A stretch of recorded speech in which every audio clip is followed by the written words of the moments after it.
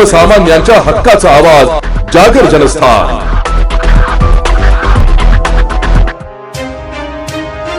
महामार्गावर असूनही फागणे गावात गेल्या अनेक वर्षांपासून राज्य परिवहन महामंडळाच्या बसेस थांबत नसल्याने प्रवाशांची मोठी गैरसोय होते। बस थांबत नसल्याने विद्यार्थी, ज्येष्ठ नागरिक आणि दिव्यांग प्रवाशांना नाहक त्रास सहन करावा लागतोय।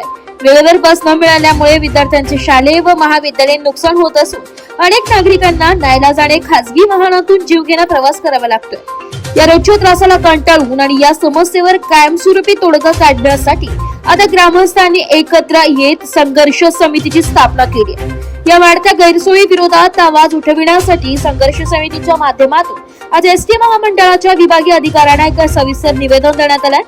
या निवेदनात फागणे गावातून जाणाऱ्या सर्व जलद आणि अति जलद बसेसना तात्काळ थांबा देण्याची आग्रही मागणी करण्यात आली आहे। गावात बस थांबल्यास सर्वसामान्य प्रवाशांना एसटीच्या सवलतींच्या आणि सुरक्षित प्रवासाचा योग्य लाभ घेता येईल।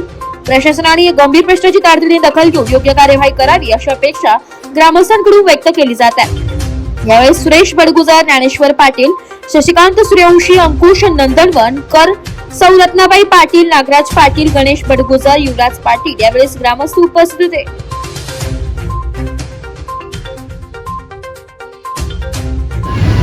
आमचे फागणेगाव महामार्गावर असल्यावर सुद्धा अनेक वर्षापासून राष्ट्रीय परिवहन महामंडळाच्या बसेस थांबत नाही। बसेस थांबत नसल्यामुळे अनेक प्रवाशांना गैरसोय त्या ठिकाणी होते। त्या गैरसोयीसाठी आम्ही एक संघर्ष समितीची स्थापना केली आहे आणि त्या संघर्ष समितीमार्फत आज विभागीय अधिकारी जे आहेत डॉक्टर श्री व्यवहारे साहेब यांना आम्ही आज निवेदन दिलं की या फागणे गावामध्ये सर्व बसेस जलद असतील, अतिजलद असतील, ज्या ज्या बसेस या गावातून जातात त्या सर्व बसेसचा त्या ठिकाणी थांबा व्हावा।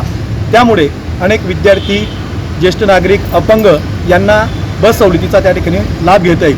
बसेस थांबत नसल्यामुळे अनेकांना त्या ठिकाणी अडचणी सामोरे जावं लागतं। विद्यार्थ्यांच्या शाळा कॉलेजला लेक्चर्स ड्रॉप होतात, अनेकांना खाजगी वाहनाने जीव धोक्यात घालून प्रवास करावा लागतो। तर यासाठी आम्ही एक संघर्ष समितीची स्थापना केली होती आणि या संघर्ष समितीमार्फत आज व्यवहारे साहेबांना त्या जागर जनस्थानसाठी प्रतिनिधी रूपक बिरारी, धुळे।